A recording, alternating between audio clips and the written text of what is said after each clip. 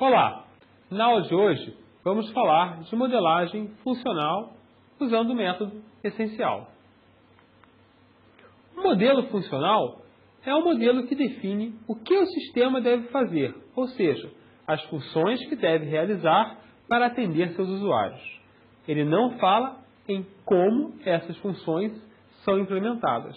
Para quem está começando na profissão e geralmente trabalha com programas de computador que fazem coisas, é um passo bastante difícil, porque nós temos que aprender a falar em o que fazer sem falar em algoritmos e coisas do gênero. A análise de sistemas é exatamente isso. Segundo Pressman, todos os métodos de análise devem suportar 5 atividades: representar e entender o domínio da informação. Isso nós vamos ver na aula de modelagem conceitual de dados. Definir as funções que o software deve executar, justamente a aula de hoje. Representar o comportamento do software em função dos eventos externos. Novamente, vocês vão ver que nós trabalharemos isso na aula de hoje. Particionar os modelos de informação, veremos em outras aulas, e prover a informação essencial em direção à determinação dos detalhes de implementação, que seria o finalzinho relacionado a telas e bancos de dados. A análise essencial tem como objetivo descobrir e documentar todos os requisitos funcionais verdadeiros de um sistema, e apenas esses requisitos. Para que isso seja possível, adotamos um conjunto de princípios e conceitos que nos permitem identificar esses requisitos dentro de toda a informação levantada em um processo de análise. Nós nos baseamos em respostas planejadas. O método essencial não é eficaz em qualquer tipo de projeto. Na verdade, estamos preocupados basicamente em sistemas de informação que sejam interativos e de respostas planejadas. Esses sistemas funcionam sempre em resposta a algum evento fora do seu controle, para o qual possamos definir uma resposta planejada.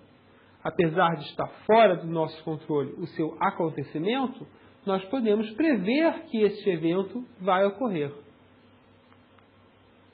Deve ficar claro, então, que nós não estamos interessados em eventos que exijam respostas ad hoc, isto é, caso a caso.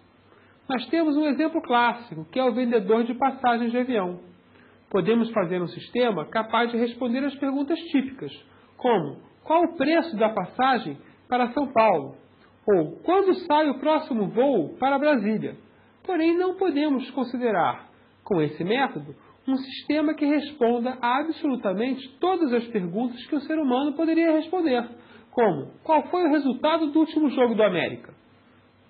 Não faz parte do sistema. Nós não podemos planejar uma resposta para essa pergunta, que é um evento.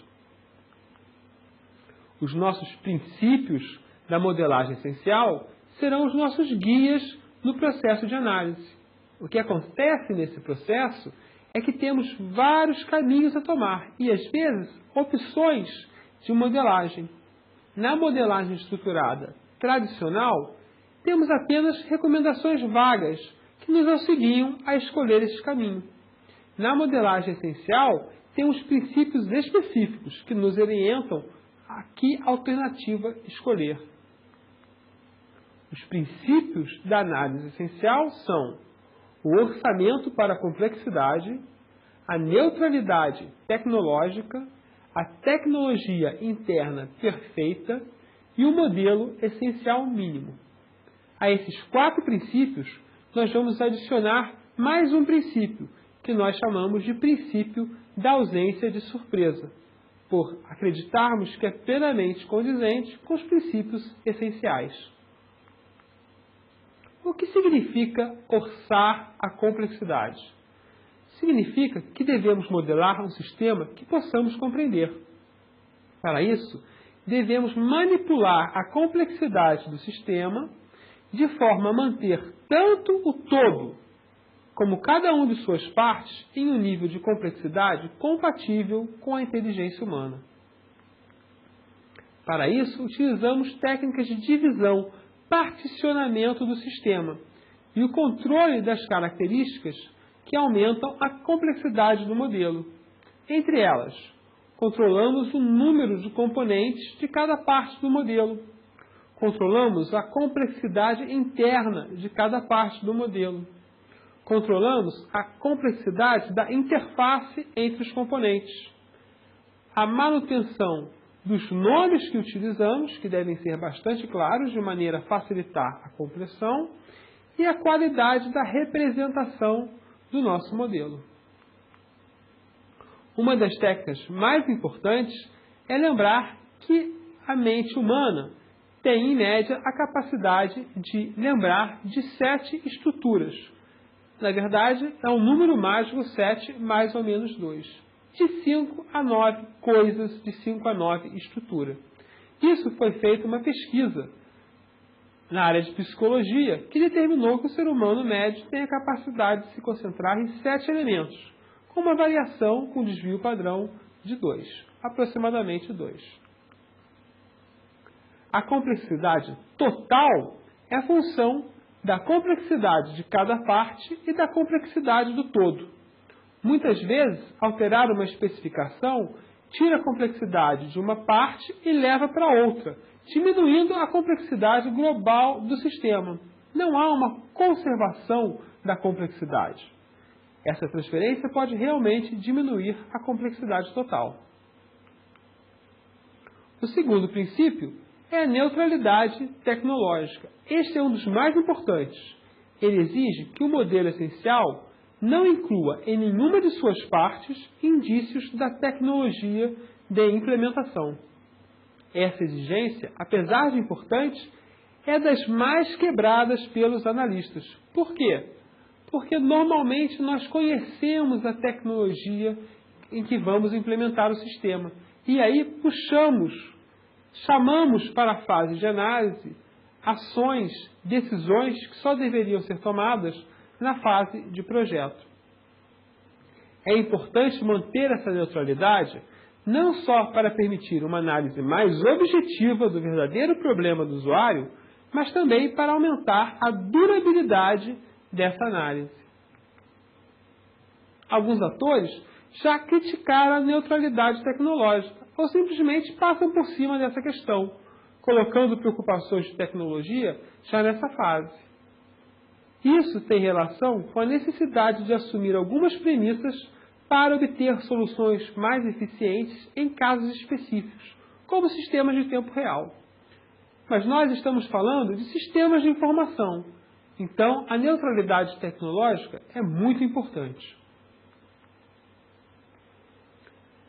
Nos sistemas de informação, a metáfora evento, atividade, memória, que nós vamos usar, é, na maioria dos casos, totalmente suficiente para fornecer todo o arcabouço necessário para uma boa análise de requisitos. Então, nós não só vamos seguir esse princípio, como vamos usá-lo como ferramenta de conferência em cada um dos nossos passos, verificando se não há comprometimento com uma tecnologia específica e corrigindo, eliminando esse comprometimento cada vez que o encontrarmos. Para evitar a influência da tecnologia, nós podemos imaginar se aquela especificação que fazemos ainda é válida em sistemas com tecnologias díspares, como um sistema capaz de ler mentes, um sistema que funciona pelo correio, com cartas e pessoas, um sistema que funciona via web, um sistema que funciona via celular ou com telefonistas, ou um sistema que funciona só com papel. É totalmente diferente um sistema que é capaz de ler mentes de um sistema que funciona só do papel, mas eles podem cumprir a mesma função. O terceiro princípio é o da tecnologia interna perfeita. Ele parte da ideia que o sistema deve ser modelado com a suposição que a tecnologia interna do sistema é perfeita, não tem defeitos, nada de errado pode ocorrer dentro do sistema. Queremos dizer também que todos os recursos do sistema são ideais, são perfeitos. A memória é infinita, a velocidade também é infinita. Não esperamos para obter nenhum resultado. O sistema perfeito nunca apresenta falhas ou necessidade de manutenção. Mas devemos lembrar que a tecnologia perfeita é apenas a interna. A tecnologia externa ao sistema nós consideramos imperfeita. Assim, se o sistema pode receber dados errados ou acontecer alguma coisa errada do lado de fora, ele tem que ter mecanismos de defesa. Outra coisa importante de lembrar é que essa suposição é feita apenas na fase de análise. Nós esquecemos isso na fase de projeto, onde temos problemas reais de velocidade, tamanho de memória, gerência de riscos, por exemplo, fazer backup. Na prática, eu gosto de imaginar o sistema como um gênio da lâmpada. Um gênio da lâmpada faz tudo o que você deseja, porém, ele não comete nenhum erro, mas se você pedir algo errado, ele vai cometer esse erro. Na tecnologia interna perfeita, na análise, nós não fazemos backup, nós ligamos e desligamos o sistema sem nenhum custo, não existem cálculos que sejam difíceis demais para nós, não existem dados grandes demais, o sistema nunca demora e sempre custa muito barato. Na verdade, sempre custa zero. O quarto princípio tenta resolver os problemas que os 3 princípios anteriores não resolveram ainda. Ele é o princípio do modelo essencial mínimo. Ele diz que, para garantir que o nosso método, análise essencial, tem apenas uma resposta única, nós temos que ter um mecanismo de escolher qual é a resposta, mesmo que ela atenda os 3 princípios anteriores. E essa escolha, essa regra diz, nós temos que escolher a resposta mínima, aquela que é a mais simples entre todas as alternativas. É como se fosse o princípio do mantenha tudo simples, senhor. Mas o que é mínimo? Discutir o que é mínimo pode ser mais difícil do que parece, porque as alternativas podem alterar coisas em pontos diferentes do sistema, do modelo do sistema. Além disso, nós vamos falar do princípio da ausência de surpresas. Esse princípio é conservado quando o produto faz o que o usuário espera, responde de forma previsível e consistente aos estímulos, comporta-se de forma limitada à sua razão de existência, ou seja, um sistema que vende sorvete não escolhe músicas para tocar na rádio. É regular e mínimo, apesar de completo. Quando falha, o faz de forma graciosa e recuperável, o usuário não perde dados. E quando a dificuldade de utilizá-lo ou modificá-lo é compatível com a dificuldade da sua área de aplicação. A análise essencial, então, fornece uma filosofia baseada nesses princípios para a análise de sistemas. A essência de um sistema é tudo o que precisaria ser incluído no sistema para que o mesmo funcionasse quando implementado em um ambiente de tecnologia perfeita. Isso compreende velocidade infinita no processador, tamanho infinito de memória, custo nulo para todas as operações, infalibilidade e tudo que conversamos até agora. Os sistemas essenciais possuem 2 tipos de componentes, as atividades e as memórias, e funcionam a partir dos eventos essenciais. Na modelagem essencial, tudo ocorre em função de eventos. Nós imaginamos que o sistema possui 2 estados, em atividade ou parado, esperando um evento. É o acontecimento do evento que faz com que o sistema entre em funcionamento. Então, realize todas as tarefas necessárias para atender aquele evento. Ou seja, a atividade essencial correspondente ao evento. É importante notar que o sistema só tem a oportunidade, a chance de funcionar quando acontece um evento. E esses eventos são, por definição, não controláveis pelo sistema. São eventos externos. O sistema é incapaz de gerar um evento. Uma atividade é uma tarefa que o sistema de tecnologia perfeita tem que realizar para cumprir a sua finalidade. É uma atividade essencial. Existem dois tipos de atividades essenciais: as fundamentais e as custodiais. As memórias guardam a informação necessária para as atividades funcionarem. Elas são os requisitos de informação do sistema. Cada atividade essencial pode ter apenas uma visão parcial dessa memória, de acordo com suas necessidades. As atividades fundamentais são aquelas que justificam a existência do sistema. Basicamente, é o que o usuário pede. É o dado que o usuário pede que vai ser gerado pela atividade fundamental. As atividades fundamentais, então, sempre incluem alguma saída para um agente externo. Nós vamos ver daqui a pouco o que isso significa. Elas necessitam de dados para funcionar. Esses dados podem vir de fora do sistema e podem estar na memória do sistema. As atividades custodiais se destinam a criar e manter as memórias necessárias para o funcionamento das atividades fundamentais. Elas têm a custódia, a guarda dos dados que estão na memória. Um sistema, mesmo de tecnologia perfeita, não pode criar dados sozinhos e não pode mantê-los sozinho. Ele tem que contar com atividades custodiais.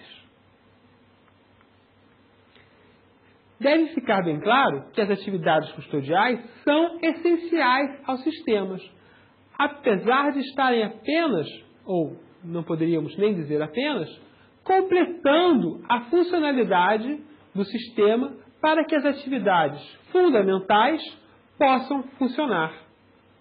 Enquanto o usuário conhece a grande maioria das atividades fundamentais que precisa, muitas atividades custodiais ficam fora da sua lista. Caberá a nós identificá-las. Algumas atividades podem ser simultaneamente custodiais e fundamentais, e são chamadas de compostas ou mistas. Pragmaticamente falando, nós podemos dizer que atividades fundamentais são aquelas que têm uma saída para o mundo externo, e atividades custodiais são aquelas que alteram memórias. Isso faz ver que não existem atividades que não sejam fundamentais ou custodiais, pois ao menos uma atividade deve escrever algo na memória ou produzir algum relatório, alguma saída. Os agentes externos, que acabamos de citar, são as pessoas, departamentos, empresas, máquinas ou sistemas que interagem com o nosso sistema, que está sendo analisado, enviando ou recebendo dados por meio desses conceitos chamados de agente externo. Alguns autores chamam também de entidades externas ou terminadores. Normalmente, os agentes externos representam pessoas, cargos, pois a maioria das funções de um sistema de informação se dá por meio da interação com uma ou mais pessoas. Eventualmente, um sistema de informação também interage com outro sistema, recebendo ou enviando dados, ou ainda com um sensor, como uma câmera, ou um atuador, como um alarme que ele vai tocar. Os agentes externos controlam o funcionamento do sistema. Por quê? Porque são eles que detêm o poder de ativar as atividades ao enviar um estímulo, um evento. Os agentes externos recebem todas as respostas emitidas pelo sistema. Devemos prestar atenção porque, às vezes, não é o agente externo que lida diretamente com o sistema. Nesse caso, aparecem os transportadores. O modelo essencial está interessado nas pessoas, nos sistemas que detêm realmente o controle dos estímulos, ou que realmente recebem a informação. Mas algumas vezes o usuário do sistema implementado, como um digitador, não é modelado na análise essencial. Usuários do sistema que só servem como interlocutores dos verdadeiros agentes externos são considerados transportadores de dados. E nós devemos documentar isso na nossa análise. Por exemplo, a matrícula. Ela é feita por um aluno, mas ela pode ser digitada por uma secretária. Quem controla a matrícula, quem tem o poder da escolha de definir o dado, é o aluno. Ele é o agente externo. A secretária, no caso, é apenas a transportadora da informação. A verdadeira essência de um sistema está relacionada com a função de negócio em que o sistema está inserido. Devemos considerar como agentes externos aquelas pessoas ou artefatos tecnológicos que detêm o poder de iniciar o evento. Um bom teste para verificar se o agente externo é o verdadeiro iniciador do evento ou apenas um transportador, num contexto de negócio, é perguntar se ele pode realizar por sua vontade própria aquele evento. A secretária pode, por sua vontade própria, decidir que turma um aluno vai se cadastrar, se matricular? Não. Então ela não é o agente externo. Não estamos preocupados com os motivos dos agentes externos, ou em modificar suas ações, ou mesmo com o que eles fazem com os dados que recebem do sistema. Por isso, os agentes externos não são estudados na análise essencial. Eles vão ser estudados quando falamos da interface com o usuário. Normalmente são descritos por nomes que representam classe ou tipos de usuário dentro de um negócio. Outro tipo comum de agente externo é uma instituição ou departamento externo ao ambiente de uso do sistema. Por exemplo, um fornecedor. Ele é nomeado com o nome desse departamento de instituição ou do tipo de instituição, como fornecedor. Lembramos novamente que existem agentes externos que são máquinas, como sensores ou sistemas, e são nomeados diretamente com o nome dos mesmos. Outra coisa importante é que muitas vezes temos que guardar informações sobre o agente externo em nosso sistema. Para matricular um aluno, eu tenho que saber seu nome, seu código de matrícula, talvez seu endereço e seu telefone. Isso acontece porque o sistema deve guardar os dados do agente externo. Porém, nós não estamos falando, por exemplo, de funções como login. Isso não faz parte da análise essencial. Então, quando precisarmos guardar dados do agente externos, criaremos uma entidade ou um objeto no sistema. Mas, novamente, como segurança é algo não essencial, nós não trataremos isso na nossa análise.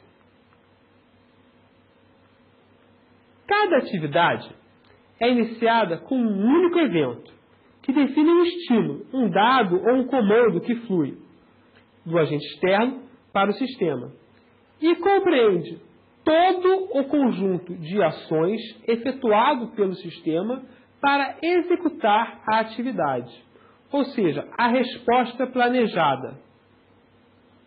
A atividade relativa ao evento compreende toda essa cadeia de ações, até que o sistema pare, porque todos os fluxos de dados atingiram o seu objetivo.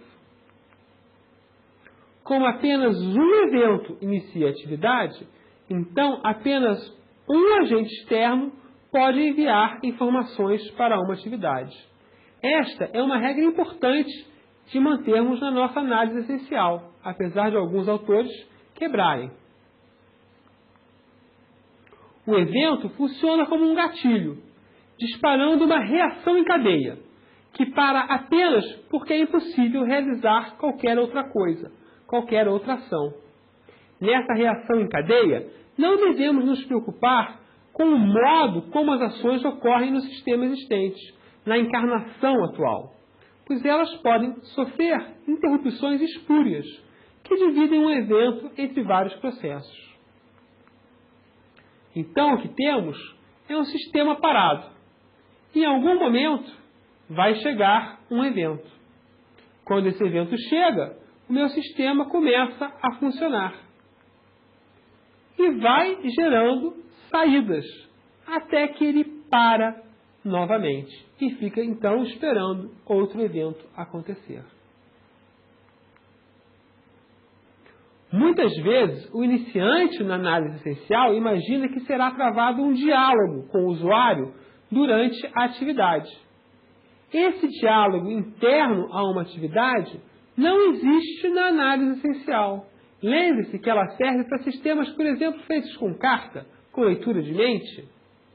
O estímulo relacionado ao evento, o fluxo de dados que parte do agente externo em direção à atividade, possui toda a informação necessária para realizar a atividade. Como se o agente externo já soubesse o que o sistema vai perguntar a ele.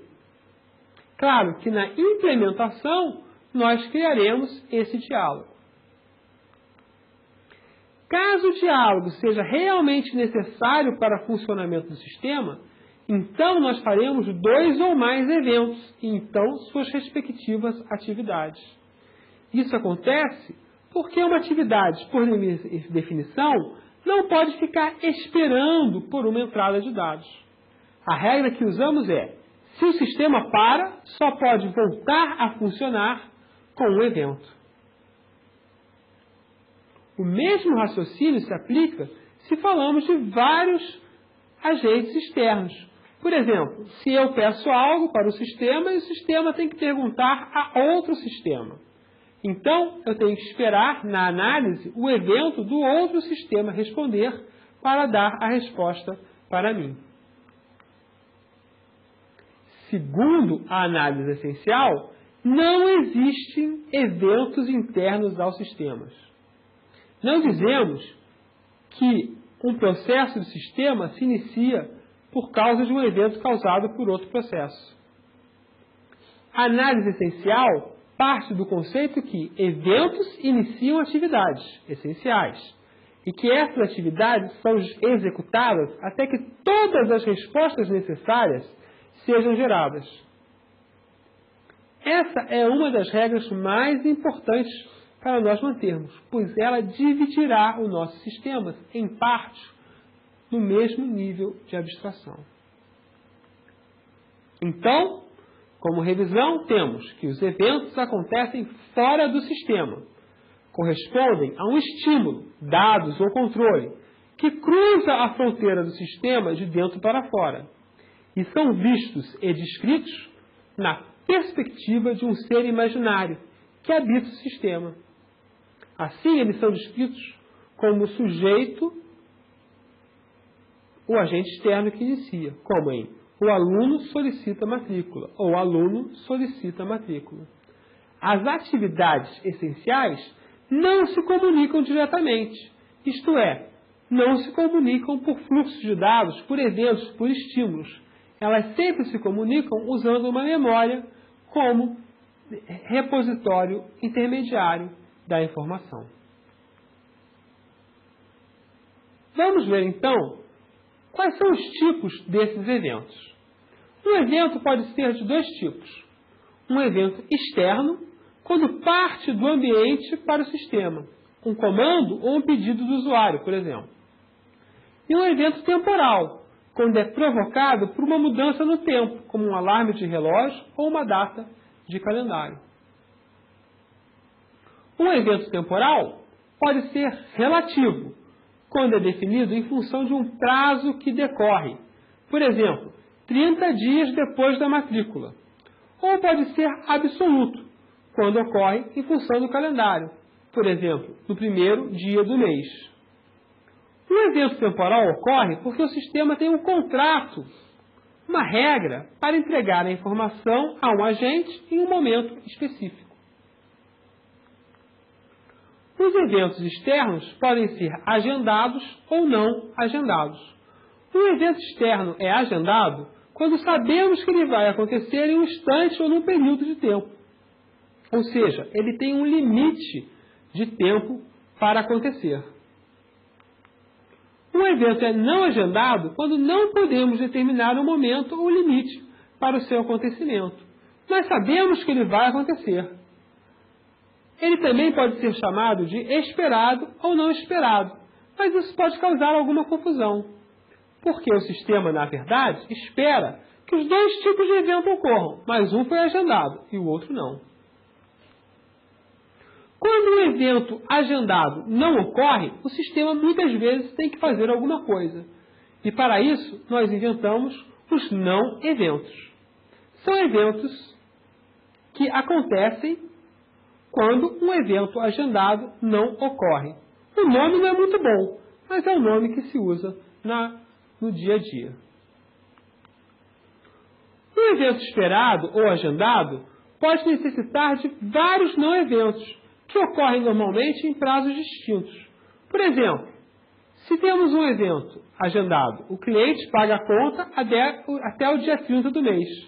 Podemos ter vários eventos para os prazos de um dia, uma semana, um mês, 3 meses e um ano, se o cliente não pagar a conta. Um não evento é um evento temporal relativo, que deve acontecer se um evento esperado não ocorre, possivelmente considerando um prazo. Nesse diagrama, então, vemos os tipos de eventos. Eventos essenciais podem ser externos ou temporais, os externos agendados ou não agendados, e os temporais absolutos ou relativos. Um tipo de evento relativo que ocorre quando o evento agendado não ocorre é o evento não evento. Até agora estamos falando de forma bastante teórica, mas vamos melhorar e vamos ver como descrevemos esses eventos, que é a coisa mais importante da análise essencial. Um evento externo é sempre caracterizado pela existência de um agente externo, que é a pessoa ou outro sistema que faz com que o evento aconteça, enviando para o sistema o estímulo correspondente. Assim, na nossa descrição de um evento externo, sempre devemos colocar o nome do agente externo que o causa. Já nos eventos temporais, não temos um agente externo causando o evento, mas sim um fato no tempo que nos indica que o evento acontece. Alguns estímulos são bastante complicados, contendo dezenas ou centenas de dados. Outros são bastante simples, contendo apenas um comando ou solicitação do sistema. Então, devemos ter cuidado em como descrevemos o nosso dado que vem com o evento. Então, para definir um evento externo, usaremos a sintaxe. Agente externo como sujeito, por exemplo, aluno. Verbo no presente, solicita. Objeto direto, matrícula. Como em cliente solicita lista de produtos. Opcionalmente, se o evento for agendado, pode ser usado o seguinte padrão. Agente externo, aluno, verbo no presente, solicita, objeto direto, matrícula, prazo, até o 30º dia útil do mês.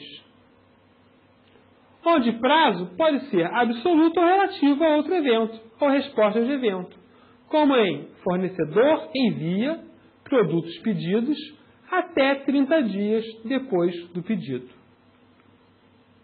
Para definir eventos temporais, usamos outra regra.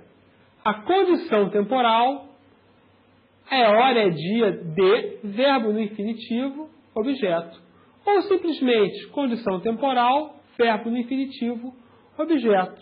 Como em todo dia 30 é dia de enviar declaração de vendas.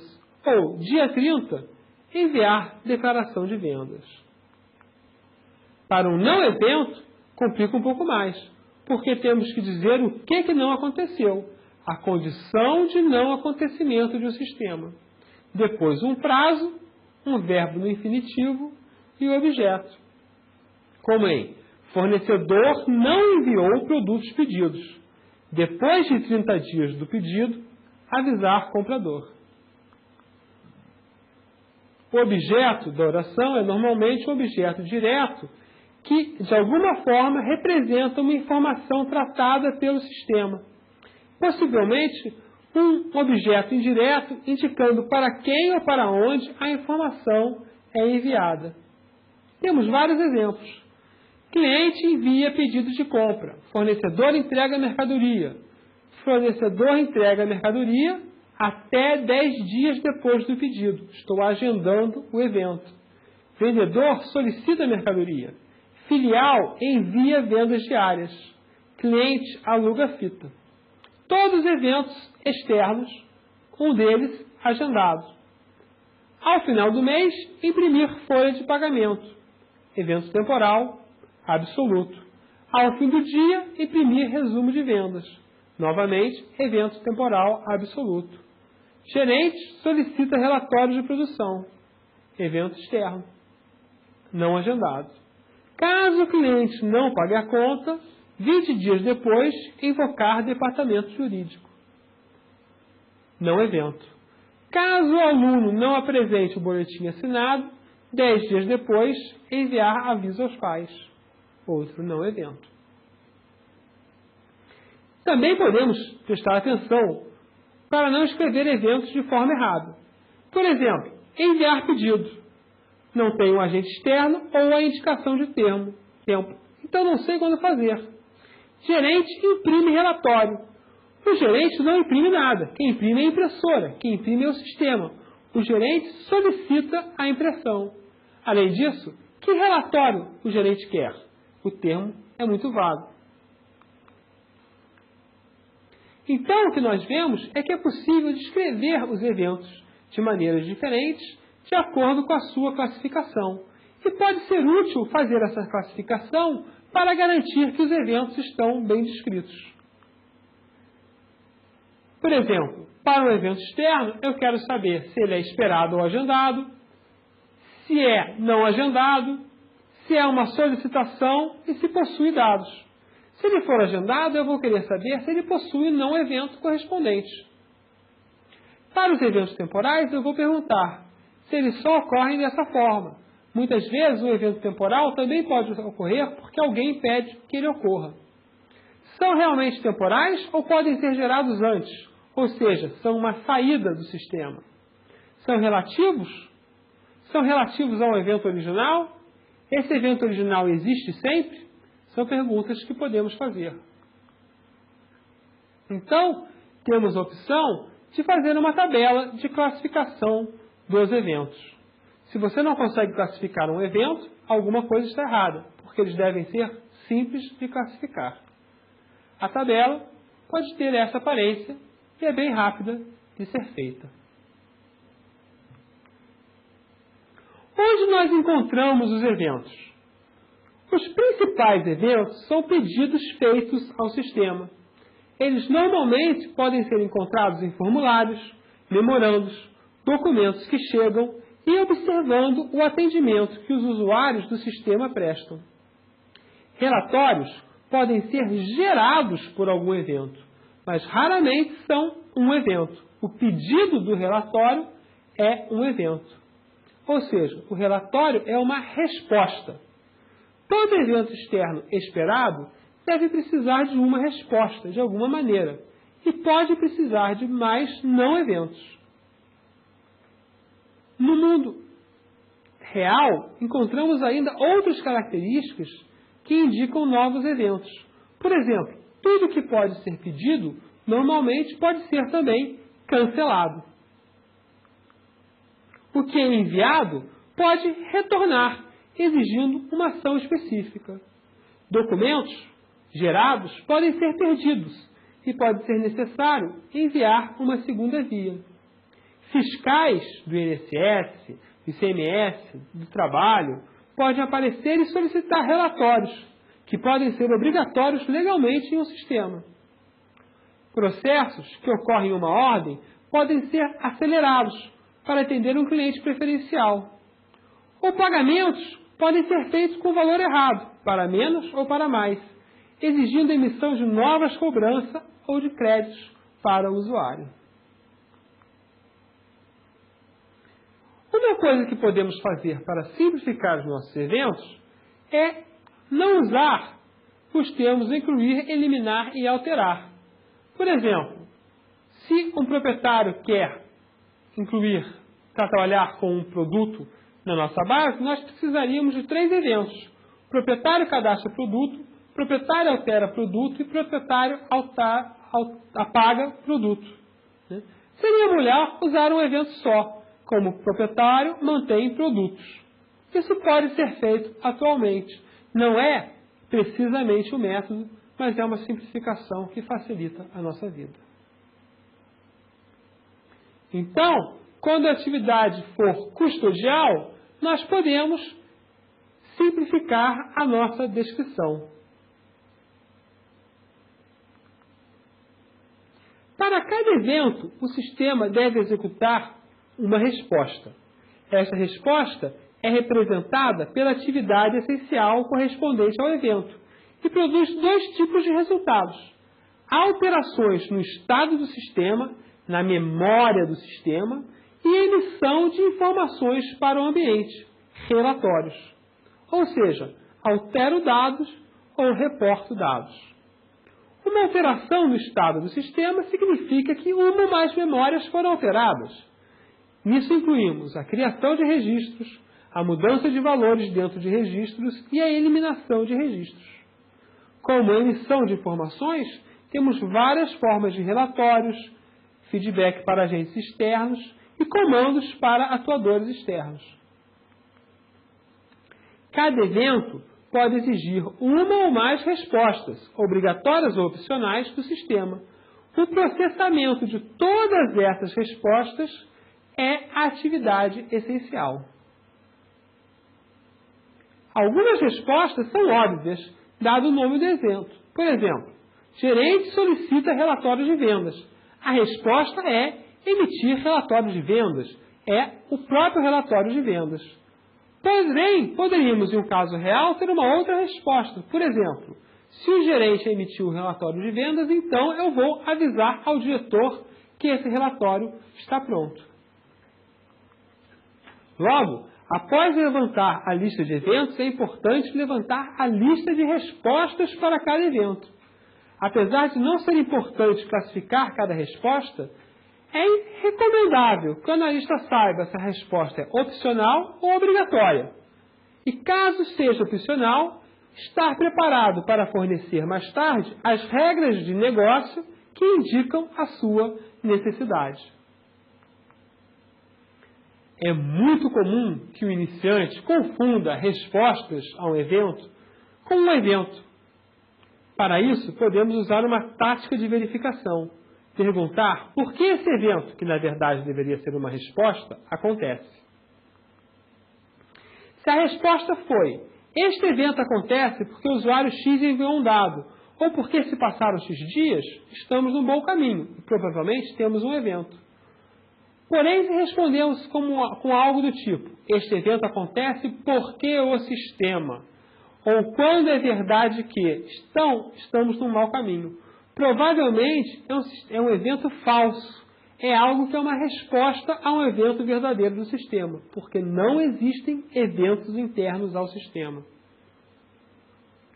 Outra coisa importante é verificar se o sistema funciona sozinho por algum motivo. Ou seja, existe um estímulo? Realmente alguém vai mandar esse dado? Ou é um evento externo, ou digo, um evento interno que eu estou colocando de maneira errada? Também não devemos confundir eventos e respostas de casos especiais. Isso é um exemplo bastante comum. Vamos supor que temos um sistema que deve produzir um relatório a cada 100 vendas, informadas por cada vendedor. A resposta correta é ter apenas um evento. Vendedor informa a venda, com uma saída opcional, além das outras necessárias, chamada relatório de vendas. Ela é opcional e tem uma regra: se for a 100ª venda. Muitos analistas inventam um evento especial. Vendedor faz a 100ª venda.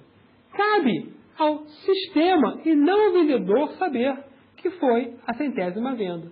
Então, não posso ter um evento especial. Esse raciocínio pode ser aplicado em todos os casos em que temos uma saída opcional. É importante notar que se formos fazer um modelo do processo, por exemplo, com DFD, as entradas não são obrigatórias nem as saídas, tudo é opcional. É a lógica do processo que vai decidir se elas existem ou não. Assim, podemos incluir no evento todos os casos especiais que são identificáveis pelo sistema. Obviamente, se o sistema não tiver um meio de descobrir que é um caso especial, então devemos ter outro evento. Ou seja, se ele só sabe que é um caso especial porque o usuário informa. Por exemplo, o vendedor avisa que o cliente é VIP. Então, temos um evento externo. A memória do sistema foi tratada no curso de modelagem de informações e também foi tratada, de maneira resumida, na aula de modelagem conceitual de dados desse curso. O importante é saber que nós temos que relacionar cada uma de nossas atividades com as memórias que elas usam. E para isso nós vamos usar, numa aula posterior, a tabela CRUD. Para garantir que entendemos os sistemas, devemos nos perguntar aquelas 7 perguntas do 5W2H. Quem? Quem é o agente externo? Quem é o iniciador, o agente externo? Quem é o transportador, aquele que só está digitando os dados? Existem outras pessoas ou sistemas envolvidas nesse evento? Essa atividade precisa de mais agentes externos? Quando? Quando ocorre essa atividade? Alguma coisa precisa ocorrer antes dessa atividade? Alguma coisa deve ocorrer depois dessa atividade? Essa atividade está limitada no tempo por algum outro evento? Por exemplo, só podemos vender após abrir a loja e até a loja fechar. Quando os dados de entrada e saída são necessários? Onde? Onde ocorre a atividade? Em que setor? Em que departamento? De onde vem o estímulo? Para onde vai a saída? O que? O que a atividade faz? Que dados devem vir no evento externo? Que saídas devem ser feitas? Que dados são necessários? Por quê? Por que o evento acontece? Por que alguns dados são necessários? Como?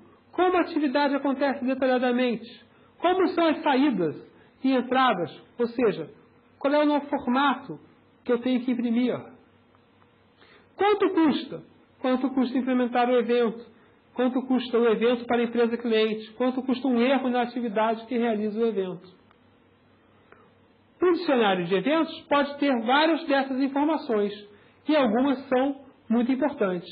A primeira é o identificador do evento, um número que sequencia os eventos no tempo, tentando dar uma ordem para os eventos, pelo menos uma quase ordem, e o nome do evento, aluno solicita matrícula.